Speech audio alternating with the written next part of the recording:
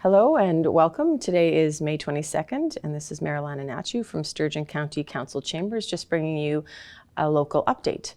First off, I hope you all got to enjoy a nice May long weekend in time just to brace for the snow that we currently have happening outside.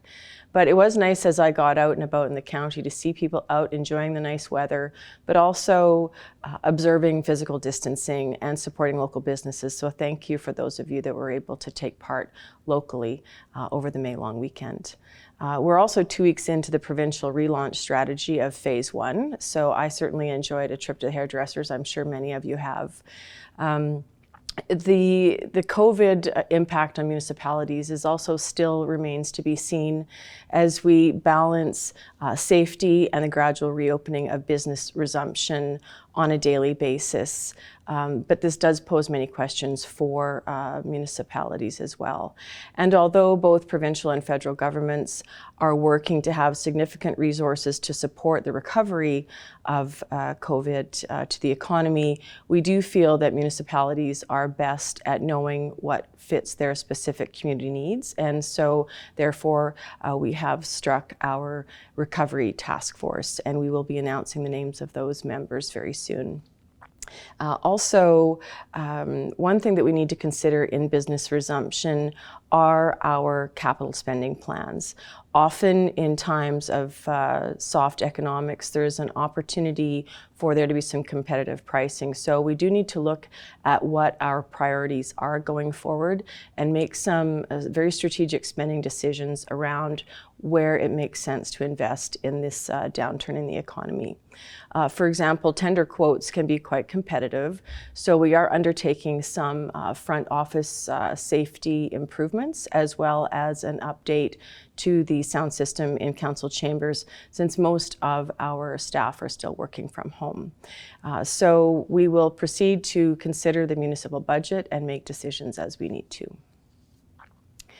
And also some great news for Alberta and for Canada, and a big shout out to NWR Sturgeon Refinery that is now fully operational and processing bitumen to a low sulfur diesel. The Sturgeon Refinery is the first refinery built in Canada in the last 35 years, and it is the only one built specifically to refine from bitumen directly to diesel without the need to make gasoline in the process. So the ability to maximize the performance and minimize the environmental impacts has taken some time to come to fruition, but we are grateful for the diligence and commitment of the team at NWR to realize this dream of their team and of Alberta as well. Sturgeon County looks to support valuable resource processing and value add processing. It's important in our energy sector, and it's important in our ag sector as well. So we're fully behind that.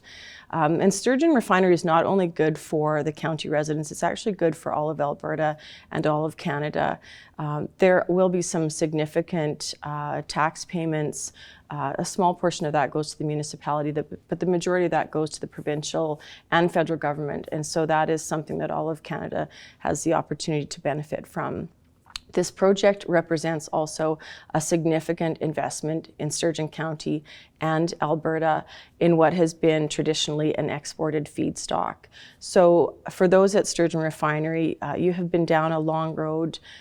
You've had many challenges and successes. However, with vision and leadership, there is often hard work and constant learning and adaptation, and you have done that in spades. So congratulations and thank you. Sturgeon County has always been a strong supporter of the refinery, and we will continue to do that and support your efforts into the future. So a heartfelt congratulations to all of you. Also, last week was the creation of the Alberta Industrial Heartland Hydrogen Task Force. So this is organized by the Transition Accelerator in tandem with a group of regional mayors, as well as a diverse group of both provincial and federal representatives, industry leaders, and academic experts. We will be working on, for the next 10 weeks, in the development of a framework for the build out of an advanced zero emissions hydrogen economy.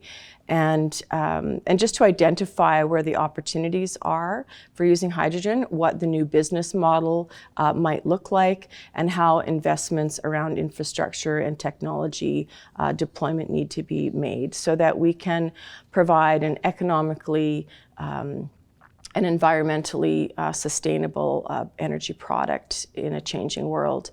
As the current Alberta Industrial Heartland Association board chair, it is important both for Sturgeon County and the Heartland to be able to continually advance our energy economy, and we strongly believe in advancing the hydrogen economy in Alberta's industrial heartland. It makes sense both economically and environmentally. Alberta is one of the largest producers of hydrogen and one of the lowest cost regions to make hydrogen in the world. So it makes sense to do it here. The demand for hydrogen in the global economy is dramatically increasing, with projections indicating at least a tenfold increase in demand in coming decades.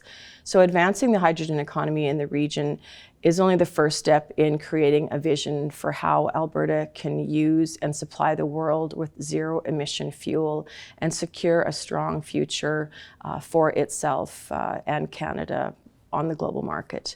And we want to make sure that Sturgeon County is part of these conversations in shaping the future. And so we're excited to give you an update at the end of the 10 weeks when the report is released. And just for a local touchstone as far as COVID-19, we do have the 12 fully recovered cases and 1 active case. So it's a reminder that all of the work that we have done has been paying off, but there is still needed diligence going forward so that we can manage this curve and support our economy in its return to normalcy. And please, once the snow and rain lets up and the farmers are back in the field, please share the road, be patient, shop local, stay safe, stay informed, and stay kind to one another. Thank you.